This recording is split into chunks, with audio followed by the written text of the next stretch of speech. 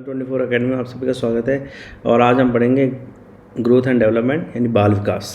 बाल विकास की संभावना देख सकते हैं, छोटा बच्चा फिर थोड़ा बड़ा होता है, बेबी बड़ी होती है और फिर हम ओल्ड एज की तरफ चले जाते हैं। एक तरह से समझिए कि पूरा सर्कल ही घूम गया। ये आप भले फर्स्ट ग्रेड दे रहे हो, सेकंड ग्रेड दे रहे हो, रीड का एग्जाम दे रहे हो, मेंस का, उस सब में आपके काम आनी है। फर्स्ट ग्रेड सेकंड ग्रेड में 30 मार्क्स की साइकोलॉजी है और रीड में 20 मार्क्स की है।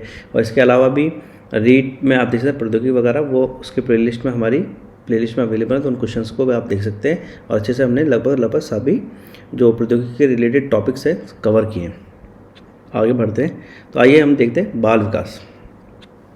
ये concept of growth and development, अगर हिंदी में बात करें तो ग्रोथ एंड डेवलपमेंट दोनों को विकास ही कहा जाता है, बट इसमें एक मूलभूत अंतर होता है ग्रोथ और डेवलपमेंट। डेवलपमेंट जो होता है वो हमेशा पॉजिटिव भी हो सकता है और नेगेटिव भी हो सकता है, लेकिन ग्रोथ जो होता है वो हमेशा पॉजिटिव यानी सकारात्मक ही होता है।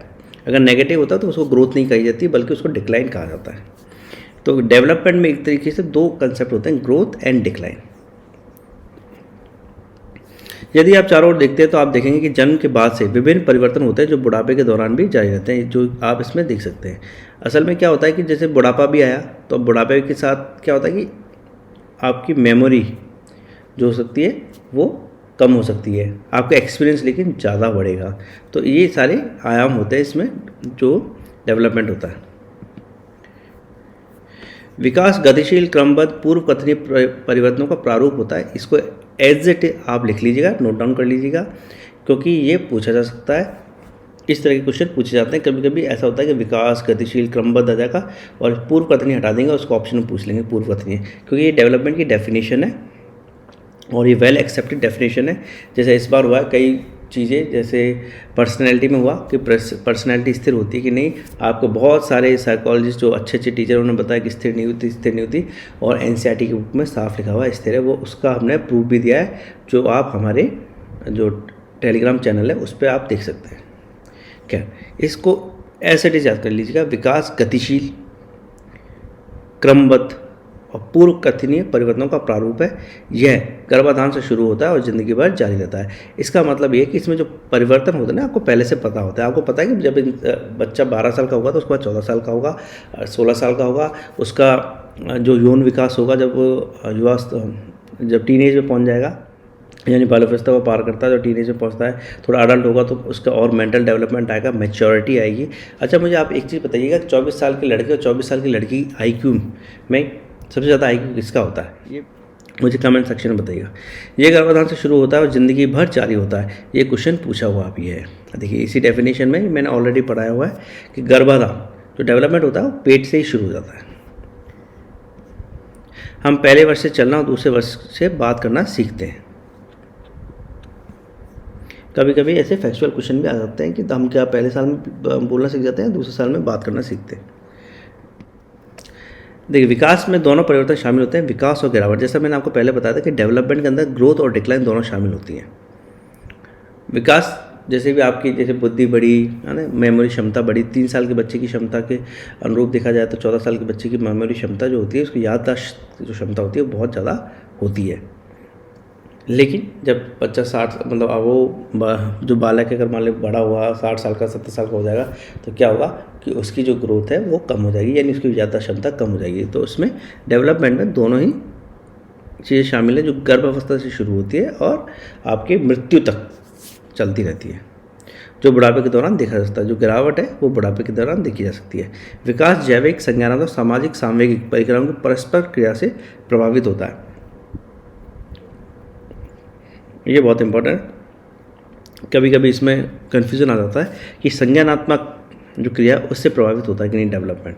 तो विकास जो होता है संज्ञानात्मक से होता है। जैविक तो है ही, बायोलॉजिकल, जो हमारी एज बढ़ती है घटती है वो जैविक ही होती है। संज्ञानात्मक जो हमारी सोचने की क्षमता है, समझने की क्षमता है, रीजनिंग की क्षमता, तर्कशीलता है, वो भी प्रभावित होती है और उससे भी हमारा डेवलपमेंट होता है, क्योंकि मानसिक विकास जो होता है वो तर्क शक्ति से ही होता है। फिर समाज संवेगिक प्रक्रियाओं की परस्पर क्रिया से प्रभावित होता है।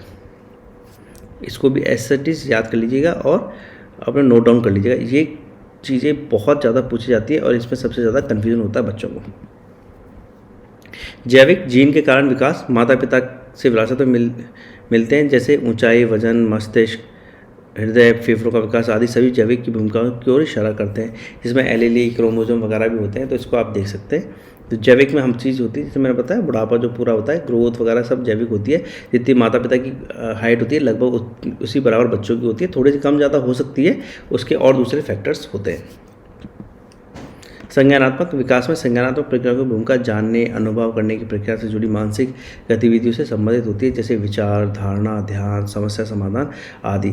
संज्ञानात्मक क्या है? बेसिकली आपकी तर्कशीलता, जो तर्कशीलता है कि अगर आप कुछ सोच सकते हैं, कुछ आप समझ सकते हैं, आप किसी चीज़ को किसी और से कोरिलेट कर सकते हैं। मान लीजिए आप मैथ्स सीख रहे हैं, अब मैथ्स को कैसे सीखेंगे? अगर आप देखिए गणित को क्या होता है कि अगर आप रट्टा मारेंगे कि 1 + 1 = 2, तो आप पूरी ज़िंदगी में मैथ्स कभी नहीं सीख पाएंगे। लेकिन आप उसको अपने परिवेश से जोड़ लेते हैं। जैसे आपको एरिया निकालना है, तो आप अपने कमरे का एरिया निकाल के देखिए, तो आपको ये बिल्कुल क्लियर हो जाएगा कि आप जो एरिया निकालते हैं वो किस तरह से आपकी ज़िंदगी में काम आता है। अगर मैथ्स को करते वक्त अगर आप उसको अपने जीवन की जो घटनाएं होती हैं, जो जीवन में चारों तरफ चल रहा होता है, परसेंटेज, लाभ, हानि, उससे जोड़ के बार बार करेंगे, तो फिर आपको मैथ्स के कंसेप्ट बहुत अच्छे याद हो जाएंगे। तो ये संज्ञानात्मक विकास ही है। ये आपका एक जो समझिए संज्ञानात्मक विकास ये कि आप समझ जाते हैं कि जब बच्चे टीनेज 17-18 साल की उम्र में होते हैं, तो वो बाहरी दुनिया में ज़्यादा दिलचस्पी दिखाते हैं। ये एक साइकोलॉजिकल आप कह सकते हैं फीचर होता है कि हम जब भी टीनेज 12-13 साल के होते हैं, कभी देखा इस वक्त के बाद बच्चे थोड़ा सा वक्त बाहर घर के बाहर ज़्यादा बिताते हैं, क्योंकि वो दोस्तों के साथ अपनी आइडेंटिटी जो होती है उसका विकास कर रहे होते हैं। सामाजिक भावनात्मक प्रक्रियाएं जो विकास को प्रभावित करती हैं, एक व्यक्ति की अन्य लोगों के साथ बातचीत, बदलाव, भावनाओं में बदलाव, व्यक्तित्व में बदलाव को संदर्भित करती है। एक बच्चे का उसकी माँ के प्रति लगाव, एक युवा लड़की या उसके भाई के प्रति स्नेहपूर्ण स्नेह, या एक मैच हारने पर एक किशोर का दुख, सभी मानव विकास में शामिल सामाजिक भावनात्मक प्रक्रियाओं के प्रतिबिंब ही हैं। असल में क्या सामाजिक भावनात्मक प्रक्रिया क्या होती है? जो हम फैमिली के साथ इंटर रिलेट करते हैं, कोरिलेट करते हैं या इंटरेक्शन करते हैं, होता ये है कि इसमें देश, समाज सब कुछ शामिल होता है। जैसे मैं अगर आपको बताऊं, जो इंडिया में जो बच्चे विकास होता है वो परिवार के तहत उनके मन में ज़्यादा लगा होता है बनिस्बत यूरोप के बच्चों का। जो यूरोप, यूएसए में होता है वो परिवार के प्रति इतना लगाव नहीं होता, क्योंकि वहाँ इस तरह की ही इंटरेक्शन होता है, इस तरह की ही सामाजिक भावनात्मक प्रक्रियाएं होती है, जिसमें बच्चों को इंडिपेंडेंट, अकेला रहना, खुद के बल पर रहना सिखाया जाता है। इंडिया में क्या होता है कि बच्चे जब तक शादी हो जाए, इनफैक्ट शादी क्या वो बुढ़ापे तक मतलब पेरेंट्स के साथ ही रहते हैं, कि वो इसी तरह की हमारी परवरिश होती है, जिसमें ये सिखाया जाता है कि पहले माता पिता बच्चों की केयर करेंगे, फिर बच्चे माता पिता की केयर करेंगे, और इसको बहुत ज़्यादा रिस्पेक्टफुली देखा जाता है और देखा जाना भी चाहिए, क्योंकि ये बहुत ज़रूरी चीज़ है कि हमारे माता पिता हमारे लिए बहुत कुछ करते हैं और हमें भी उनके लिए बहुत कुछ करना चाहिए। लेकिन विदेशों में भी माता पिता बहुत कुछ करते हैं, लेकिन वहाँ पे थोड़ी इंडिपेंडेंस सिखाई जाती है। वहाँ ये अच्छा नहीं माना जाता है कि बच्चे जो हैं वो माता पिता के साथ ज़्यादा रहें। इनफैक्ट मेरे दोस्त है एक, वो अभी लंदन में, तो उसने बताया था उसका भी एक फ्रेंड है कि वो जो फ्रेंड है वहाँ पर बोले यूरोपियन कल्चर ऐसा है, लंदन का कल्चर इस तरीके से है, आप समझिए कि 16-17-18 साल की उम्र के बाद अगर बच्चे रहते हैं भी माँ बाप के साथ, तो वो एक तरह से किराया देते हैं पेरेंट्स को। इंडिया में तो पेरेंट्स को किराया देना तो छोड़ो, वो जो पैसा होता है वो भी सोचते हैं कि बच्चे कि माता पिता ही उठा लें, लेकिन वहाँ वो किराया देता है, तो वो उससे क्या वो इंडिपेंडेंस आती है। मतलब वहाँ बहुत अच्छा मतलब माना नहीं जाता सोसाइटी में। तो यही जो होती है सामाजिक भावनात्मक प्रक्रिया, यही हमारा विकास करती है और सामाजिक इंसान के रूप में हमारा विकास करती है। अब डेवलपमेंट के जो जीवन पर्यंत, लाइफ लॉन्ग, आजीवन पर्सपेक्टिव क्या है, ये बहुत इंपॉर्टेंट है। ये 8-10 पॉइंट है, यही पॉइंट एक्चुअली एग्जाम में घुमा फिरा के पूछे जाते हैं।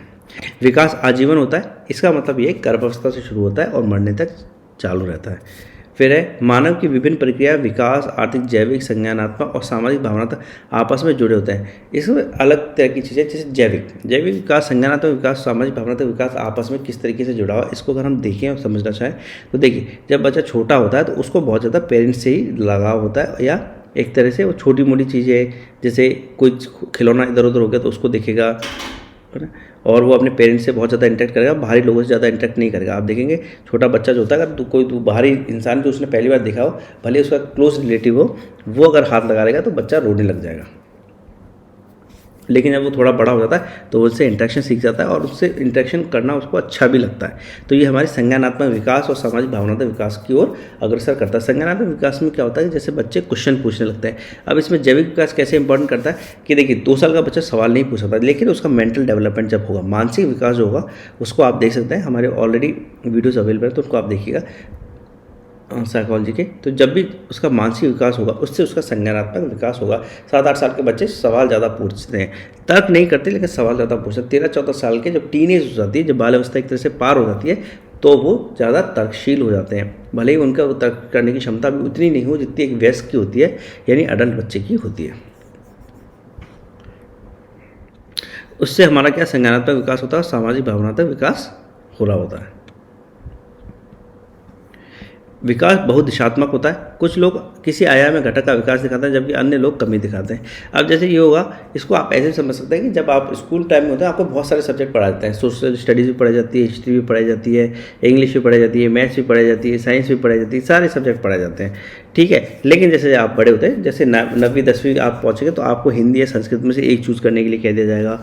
आपने 10वीं पास की तो आपको सिर्फ साइंस या आर्ट्स में से एक चूज़ करने के, कॉमर्स में से एक चूज़ करने के लिए कहा जाएगा। अब आप और बड़े हो जाएंगे तो साइंस में भी आप केमिस्ट्री चूज़ कर सकते हैं, फिजिक्स चूज़ कर सकते हैं, और बड़े हो जाएंगे तो सिर्फ फिजिक्स में भी आप अलग अलग डायमेंशन चूज़ कर सकते हैं। इसी तरीके से हमारा विकास होता है, बहुदिशात्मक होता है। इसमें कुछ आयाम बढ़ते हैं, कुछ आयाम घटते हैं। जैसे आप जब छोटी उम्र में होते हैं तो आपकी जो तेज़ दौड़ने भागने की क्षमता है, जो शारीरिक क्षमता है, वो बहुत ज़्यादा होती है, जो कि 18, 19, 21, 22 साल तक काफ़ी रहती है। उसके बाद उसमें थोड़ी सी कमी आने लगती है और लेकिन आपकी मानसिक शक्ति बढ़ने लगती है और मानसिक तौर पे आप ज़्यादा परिपक्व हो जाते हैं, आप समाज में इंटरेक्शन करने के लिए और लोगों से मिलने जुलने के लिए। इस तरह से क्या होता है कि आपकी शारीरिक क्षमता घट रही है लेकिन आपकी मानसिक क्षमता घट रही है, फिर मानसिक क्षमता बढ़ रही है। उसके साथ और आगे जाते हैं तो आपका मानसिक क्षमता भी थोड़ी, जब 50 साल के आसपास होता है मानसिक क्षमता थोड़ी कम होने लगती है, लेकिन आपका अनुभव बहुत ज़्यादा होने लग जाता है। तो अब आपको बहुत ज़्यादा चीज़ों पर ध्यान नहीं देना होता, बल्कि आपका अनुभव बता देता है कि आपको किन चीज़ों पर ध्यान देना है जिससे आपकी नैया पार हो जाएगी या आप किसी प्रॉब्लम का सॉल्यूशन निकाल लाएंगे। कुछ लोग किसी आयाम का घटक का विकास दिखाते हैं जबकि अन्य लोग कमी दिखाते हैं। उदाहरण के लिए वयस्कों के अनुभव उन्हें बुद्धिमान बना सकते हैं और उनके निर्णयों को दिशा प्रदान करते हैं। तथापि उम्र में वृद्धि के साथ गति में कमी आती है, जैसे दौड़ना, जैसा कि मैंने आपको अभी बताया था। विकास अत्यधिक लचीला अर्थात संशोधन योग्य होता है। लचीला शब्द का मतलब है यानी प्लास्टिक, ये इंग्लिश में कई बार पूछा जाता है, हाईली प्लास्टिक होता है। इसका मतलब ये कि हम विकास को जैसे चाहे मोड़ सकते हैं। जैसे किसी बच्चे का हम विकास करना चाहें तो उसके उस तरह का विकास किया जाता है। जैसे मान लीजिए कि हम चाहे वो फिजिकल डेवलपमेंट चाहे वो तो मिस्टर इंडिया बने, जैसे वो होता है ना एक्सरसाइज वगैरह के थ्रू, तो आप उस तरफ उसको मोड़ सकते हैं। आप चाहे तो उसको साइंटिस्ट बना सकते हो। तो इस तरह से विकास जो होता है वो अत्यधिक लचीला होता है। उसको जिस तरह का जैसा परिवेश मिलेगा, जैसे लोग मिलेंगे और जैसा उसको खुद की बच्चे की अपनी क्षमताएँ होंगी, उस हिसाब से उसको डेवलप कर सकता है। विकास अत्यधिक लचीला अर्थात संशोधन युक्त है, अर्थात व्यक्ति के भीतर होने वाले विकास में परिवर्तनशीलता पाई जाती है। हालांकि मनोवैज्ञानिक विकास के इस लचीले पल के कारण व्यक्तियों में अंतर पाया जाता है। जो हमारा अंतर है, भले 2 भाई हों, 2 भाई एक ही घर में रह के एक ही स्कूल कॉलेज में पढ़ के भी उनमें अंतर आ जाता है, क्योंकि हमारा जो विकास होता है अत्यंत लचीला होता है। किसी भाई को हो सकता है कि बाहरी गेम ज़्यादा पसंद हो, किसी भाई को हो सकता है इंडोर गेम बहुत ज़्यादा पसंद हो, या बहन को इंडोर गेम ज़्यादा पसंद हो, या बहन को आउटडोर गेम पसंद हो, भाई को इंडोर गेम पसंद हो। विकास ऐतिहासिक परिस्थितियों से प्रभावित होता है। उदाहरण के लिए आज के 20 साल के व्यक्ति का अनुभव भारत में स्वतंत्रता संग्राम के दौरान रहे व्यक्ति के अनुभव से अलग होता है। देखिए, ऐतिहासिक परिस्थितियों से हमारे विकास में बहुत ज़्यादा परिवर्तन आता है या बहुत ज़्यादा प्रभावित होता है। उसका कारण आप ऐसे समझ लीजिए, जो बच्चे 1980 के आसपास जन्मे होंगे उन्हें अपना यूट्यूब में करियर बनाने में ज़्यादा नहीं सोचा होगा, क्योंकि ऐसी चीज़ें थी ही नहीं। आप समझ रहे हैं, आज की ज़िंदगी में जैसे यूट्यूब व IT बहुत ज़्यादा फोकस्ड है, कंप्यूटर बहुत ज़्यादा फोकस्ड है, लेकिन 1970, 60, 80 के दशक के बच्चे इस पे बहुत ज़्यादा फोकस नहीं थे, क्योंकि ऐतिहासिक परिस्थितियाँ ऐसी नहीं थी। वो क्या लेते थे, इंजीनियरिंग लेंगे, सिविल्स लेंगे, कॉमर्स सब्जेक्ट ले लेंगे, सिविल्स की तैयारी करेंगे। आज के बच्चे क्या सोच रहे हैं, वो यूट्यूब से एक इन्फ्लुएंसर बनना चाह रहे हैं, कोई अपनी अलग एरिया या इनकम सोर्स बढ़ाना चाह रहा है, कोई अच्छे कोचिंग इंस्टीट्यूट खोलना चाह रहा है। जैसे हमको अच्छे कोचिंग इंस्टीट्यूट की तरफ है कि ऑनलाइन प्लेटफॉर्म बनाएं। तो ये सब चीज़ें जो है वक्त के साथ आई, जो ऐतिहासिक परिस्थितियाँ। अगर मान लीजिए ये यूट्यूब आज नहीं होता तो हम भी आपको शायद नहीं पढ़ा रहे होते। तो विकास ऐतिहासिक परिस्थितियों से प्रभावित होता है। उदाहरण के लिए आज 20 साल के व्यक्ति का अनुभव भारत के स्वतंत्रता संग्राम के दौरान रहे व्यक्ति के अनुभव से अलग होता है। जो स्वतंत्रता संग्राम रहे उनके लिए जीवन जो जीविका के साधन थे या जीवन जीने के साधन थे, वो उस वक्त किसी तरह से नौकरी मिलना था। अगर नौकरी नहीं मिली तो कुछ ही नहीं हो। आज के बच्चे के लिए नौकरी नहीं मिले तो कोई बात नहीं, तब भी वो बहुत अच्छी ज़िंदगी बिता सकता है, बस मेहनती होना चाहिए। विकास अनेक शैक्षणिक विधाओं के लिए महत्वपूर्ण है, जैसे मनोविज्ञान, समाजशास्त्र, न्यूरोविज्ञान, मानव विकास का अध्ययन करते हैं। देखिए क्या होता है कि डेवलपमेंट जो होता है वो बहुत सारी शैक्षणिक विधाओं में पढ़ा जाता है। जैसे मनोविज्ञान में क्या होता है, इंसान के इंडिविजुअल के बारे में ज़्यादा पढ़ा जाता है, जो व्यक्ति होता है उस व्यक्ति विशेष के बारे में ज़्यादा पढ़ा जाता है। समाजशास्त्र में क्या होता है, व्यक्ति नहीं, व्यक्ति की जो संगठन होता है, ग्रुप होता है ना, और जो समाज होता है उसके बारे में ज़्यादा पढ़ा होता है। समाजशास्त्र में क्या पढ़ते हैं कि एक दूसरे समाज का दूसरे समाज पर क्या प्रभाव पड़ता है, इंसान का समाज पर क्या प्रभाव पड़ता है। मनोविज्ञान में पढ़ा था कि मनोविज्ञान में ज़्यादा इंडिविजुअल के बारे में ही पढ़ा जाता है कि इंडिविजुअल किस उम्र में किस तरह से इम्पैक्ट कर सकता है, समाज उसके लिए क्या कर सकता है। समाजशास्त्र में क्या हुआ, दो जाति विशेष, दो गुट विशेष, रेस, इनके बारे में पढ़ा जाएगा और उनके आपस में जो परस्पर इंटरेक्शन है उसको समझा जाएगा। न्यूरोविज्ञान वो मानव विकास को जो जैविक होता है उससे समझने की कोशिश करता है। देखिए ग्रोथ, अब आप थोड़ा सा इसको समझ लीजिए। ग्रोथ और डेवलपमेंट जो बात थी कि विकास शरीर के भागों या एक पूरे जीव के आकार में वृद्धि को दर्शाता है। जो ये ग्रोथ है ये वृद्धि, इसको आप कह सकते हैं, तो ये आकार में वृद्धि को दर्शाता है। ये मापा या परिमाणित हो सकता है जो ग्रोथ है। उदाहरण के लिए वृद्धि में जैसे ऊंचाई, वजन आदि, तो ऊंचाई, वजन आदि में जो वृद्धि होती है उसको मापा जा सकता है। विकास एक ऐसी प्रक्रिया है जिसके द्वारा एक व्यक्ति के पूरे जीवन चक्र में बढ़ता रहता है और बदलता रहता है। जो विकास है, जैसे मैंने आपको बताया, उसमें सब ग्रोथ और डिक्लाइन दोनों इन्वॉल्व होती हैं, यानी उसमें वृद्धि और गिरावट दोनों सम्मिलित होती है और ये प्रक्रिया पूरे जीवन चलती रहती है। विकास शब्द उन परिवर्तनों पर लागू होता है जिनकी एक दिशा होती है और जो पहले से होता है उसके साथ निश्चित संबंध रखता है। बदले में ये निर्धारित करेगा कि उसके बाद क्या हो आएगा। विकास में क्या होता है, जैसे पूर्व कथनी होता है, आप ये प्रेरित कर सकते हैं अब क्या आने वाला है। यानी जब जैसे 18-19 साल का हो गया बच्चा तो अब कॉलेज पास कर लेनी चाहिए, या 20 साल का हो गया तो कॉलेज पास कर लेना चाहिए, 21-22-23 साल का हो गया तो उसको नौकरी लगानी चाहिए, कोई ना कोई अपना व्यापार शुरू कर लेना चाहिए। 26-27 में इंडिया में क्या है, शादी का कल्चर है, तो 26-27 में इंडिया में शादी हो जाती है। आप विदेश में तो थोड़ा कुछ और है कि आप बहुत अच्छा कुछ अपना घर बनाएंगे, कुछ और चीज़ों पर ध्यान देंगे, लेकिन इंडिया में क्या है, थोड़ा सा पेरेंट्स से बोले ये सब तो हमें प्रोवाइड करेंगे तो शादी कर लें, ये कंसेप्ट चलता है। तो ये इस तरीके से है कि विकास शब्द उन परिवर्तनों पर लागू होता है जिनकी एक दिशा होती है, एक फिक्स दिशा है, हम बता सकते हैं कब क्या आएगा। उदाहरण के लिए एक संक्षिप्त बीमारी का अस्थायी परिवर्तन विकास का हिस्सा नहीं माना जाता। इसको बिल्कुल ध्यान रखिएगा, ये एग्जाम में पूछा भी जा चुका है कि बीमारी के कारण हुआ अस्थायी परिवर्तन क्या विकास माना जाएगा? बिल्कुल नहीं, ये विकास नहीं माना जाएगा। विकास के एक पहलू के रूप में वृद्धि शामिल है। जो ग्रोथ है, जो मैं आपको बता रहा था, ग्रोथ जो है डेवलपमेंट का ही हिस्सा है। फिर परिपक्वता उन परिवर्तनों को इंगित करती है जो एक निर्धारित क्रम का पालन करते हैं और बड़े पैमाने पर आनुवांशिक रूपरेखा द्वारा निर्धारित होते हैं। जो विकास होता है और परिपक्वता में क्या अंतर होता है, जो डेवलपमेंट और मैच्योरेशन में क्या डिफरेंस होता है कि दोनों में क्रमबद्धता है। विकास में भी क्रमबद्धता है, मैच्योरेशन में भी क्रमबद्धता या परिपक्वता में क्रमबद्धता होती है। लेकिन जो मैच्योरेशन यानी परिपक्वता में जो क्रम आता है वो हमारी जैविक जो दशा है उससे पता चलता है, यानी क्रोमोसोम, हमारे जीन्स, एलील, इससे पता चलता है। लेकिन जो डेवलपमेंट होता है उससे जो हमारा समाज होता है, जो हमारा कॉग्निटिव डेवलपमेंट है, उस सबसे वो प्रभावित होता है। तो परिवर्तन उन परिवर्तनों को इंगित करती है जो एक निर्धारित क्रम का पालन करते हैं और बड़े पैमाने पर आनुवांशिक रूपरेखा द्वारा निर्धारित होते हैं, जो हमारी वृद्धि और विकास में सामान्यता नहीं समानता है पैदा करते हैं। उदाहरण के लिए अधिकांश बच्चे 7 महीने की उम्र तक बिना किसी सहारे के बैठ सकते हैं, 8 महीने के बिना सहारे खड़े हो सकते हैं और 1 साल तक चल सकते हैं। एक बार अंतर्निहित शारीरिक संरचना पर्याप्त रूप से विकसित हो जाने के बाद इन व्यवहारों में दक्षता के लिए पर्यावरण, वातावरण और थोड़ा अभ्यास की आवश्यकता होती है। हालांकि इन व्यवहारों को तेज करने के विशेष प्रयास शिशु को परिपक्व होने में मदद नहीं करते। देखिए क्या होता है, जैसे इसमें एक एग्जाम्पल है, कारमाइकल थे, उन्होंने ये स्टडी करी थी। उन्होंने क्या करा, दो गिलास लिए, एक में तो सॉल्यूशन डाला, एक में पानी डाला और उसमें 2 मेंढक के बच्चे डाल दिए एक एक गिलास के अंदर, एक मेंढक का बच्चा डाल दिया। तो सॉल्यूशन कुछ इस तरीके का था जो कि बच्चे को हिलने नहीं देता था, लेकिन जो पानी था वो नॉर्मल पानी था, तो उसमें बच्चा हिल सकता था। तो उसमें ये दिखा गया कि मेंढक जो था, मेंढक के बच्चे थे या छोटा मेंढक समझे, तो वो जल्दी तैरना सीख गए इस तरीके से। लेकिन सॉल्यूशन वाला बच्चा जब नहीं तैरना सीखा, बट उन दोनों बच्चों को जब निकाल के एक सिंपल पानी में वापस डाला गया तो ये देखा गया कि जो पानी में मेंढक डाला गया था शुरुआत में ही, जिसने शुरुआत से पानी देखा या पानी में रहा, उसने फटाफट तैरना शुरू कर दिया। किंतु मेंढक जो सॉल्यूशन के अंदर डाला हुआ था एक, उसने तैरना शुरू नहीं किया, उसने 20-25 मिनट लिए, उसके बाद ही उसको तैरना शुरू किया। इससे ये पता चला था कि हमें कुछ चीज़ें मैच्योरेशन के साथ प्राप्त होती है, यानी तैरना हम मेंढक की आप सोच समझिए बचपन से खूबी है, जेनेटिक खूबी है, जो इंसानों में नहीं होती मेंढक में होती है, लेकिन उसके लिए भी थोड़े से अभ्यास और वातावरण की ज़रूरत है। अगर वो अभ्यास और वातावरण नहीं मिलेगा तो मेंढक जो है वो भी परेशान हो जाएंगे या वो भी तैर नहीं पाएगा। एक और रिसर्च है जिसे आप देख सकते हैं, कई साल ऐसा होता है कि कई लोगों को बंदी बना के रख दिया जाता है, वो एक जगह बैठे रहते हैं और बहुत लंबे टाइम तक बैठे रहते हैं, तो उनकी बॉडी का जो मूवमेंट है, हिलना डुलना, वो बिल्कुल बंद हो जाता है।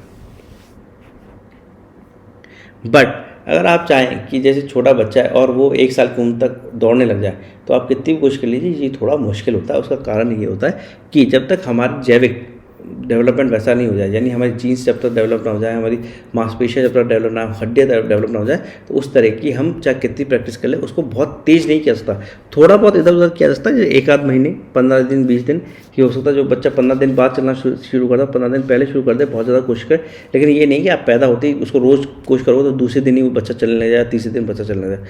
वो जब उसमें मैच्योरिटी आएगी, उसकी मांसपेशियाँ उस तरीके से डेवलप होगी, हड्डियाँ डेवलप होगी, तभी वो चलना सीखेगा। फिर एवोल्यूशन, क्रम विकास। क्रम विकास प्रजाति विशिष्ट परिवर्तनों को कहते हैं। ये सवाल पूछा गया। प्राकृतिक चयन एक विकासवादी प्रक्रिया है जो व्यक्तियों या एक ऐसी प्रजाति के अनुकूल है जो जीवित रहने और प्रजनन करने के लिए सर्वोत्तम रूप से अनुकूलित है। विकासवादी परिवर्तन एक प्रजाति के भीतर एक पीढ़ी से दूसरी पीढ़ी तक जाते हैं। तो क्रम विकास जो होता है, एवोल्यूशन होता है, प्रजाति विशिष्ट परिवर्तनों को कहते हैं। एवोल्यूशन जैसे चिड़िया का एवोल्यूशन अपना अलग हुआ है, मछलियों का एवोल्यूशन अलग है, इंसानों का एवोल्यूशन अलग है, जो बंदर भी हैं तो उनका एवोल्यूशन अलग है। प्राकृतिक चयन एक विकासवादी प्रक्रिया है जो नेचुरल सिलेक्शन होता है, ये डार्विन का कंसेप्ट था। ये एक विकासवादी प्रक्रिया है जो व्यक्तियों या ऐसी प्रजाति के अनुकूल है जो जीवित रहने प्रजनन करने के लिए सर्वोत्तम रूप से अनुकूलित होते हैं। यानी जो नेचुरल सिलेक्शन यानी प्राकृतिक चयन जो डार्विन ने दिया था, उसने कहा था कि जो प्रजाति अपने आप को बदलने और किसी तरह से अपने आप को बचाए रखने में कामयाब होगी, उसी का होगा। बाकी जो जितने हैं वो सब समाप्त हो जाएंगे। जैसे आपने पढ़ाई होगा विज्ञान में कि कई प्रजातियाँ लुप्त हो गई या खत्म हो गई। जैसे मैमथ नाम के हाथी होते थे, हाथी का एक बड़ा स्वरूप होता था, वो अब नहीं मिलता, उसके लेकिन अवशेष मिलते हैं। डायनासोर नहीं मिलते। क्या डायनासोर खत्म होने में एवोल्यूशन से ज़्यादा तो वो जो उल्का पिंड है उसका रूल ज़्यादा बोलते हैं, उसके कारण खत्म हुआ। लेकिन मैमथ किस कारण खत्म हुए? क्योंकि वो अपने को अनुकूल नहीं कर पाए, जो बदलाव आए। विकासवादी परिवर्तन एक प्रजाति के भीतर एक पीढ़ी से दूसरी पीढ़ी तक जाते हैं। जो एवोल्यूशनरी पर्सपेक्टिव होता है, जो हमसे हमारे बच्चों में जाएगा और हमें हमारे माता पिता से मिला। विकास बहुत धीमी गति से होता है। एवोल्यूशन जो होता है, जो क्रम विकास आप कहें, बहुत धीमी गति से होता है। अगर डेवलपमेंट देखा जाए तो 60 साल में सब कुछ होता है, इंसान बड़ा होकर ऑलमोस्ट मरने की इस तक पहुँच जाता है। 70-80 मान लीजिए, 100 साल तक तो बहुत कम लोग जी पाते हैं, 100 मान लीजिए कि 1 से 100 में ही सब कुछ निपट लेता है, इससे ज़्यादा नहीं चलता। लेकिन क्रम विकास हज़ारों साल में चेंज आता है, 500, 1000, 2000 साल में चेंजेस आते हैं हमारे अंदर। महान वानरों से मनुष्यों का उद्भव लगभग 14 मिलियन वर्ष में हुआ। आप देखिए 140 करोड़, 1 करोड़ 40 लाख साल में जाके जो बंदरों से इंसान का, जो आज का इंसान माना जाता है, उसका विकास हो पाया था। यह अनुमान लगाएगा कि होमो सेपियंस लगभग 50,000 साल पहले ही अस्तित्व में आए। यानी इंसान तो 50,000 साल पहले ही आए और हमने 50 साल में कई प्रजातियाँ खत्म भी कर दी। अगर आपको बता तो होमो सेपियंस से निंडार्थल एक और प्रजाति जो इंसान जैसी प्रजाति थी, उसको मार के खाया था, उसको मार दिया था, ख़त्म कर दिया था। क्योंकि पहले क्या ये बहुत ज़्यादा था आपस में कि दूसरे को जीवित न रहने दिया जाए। इसी तरीके से हमारा विकास होता। ये जो शांति वांति है, ये तो सब 1920-25 के बाद शुरू हुई, जब द्वितीय विश्व युद्ध में या प्रथम विश्व युद्ध में जब बहुत ज़्यादा नुकसान हो गया और फिर द्वितीय विश्व युद्ध में हुआ, तब लोगों को समझ में आया कि शांति की इंपॉर्टेंस है। अदरवाइज एक दिन पूरी मानव सभ्यता वो खत्म हो जाएगी। देखेंगे। Thank you.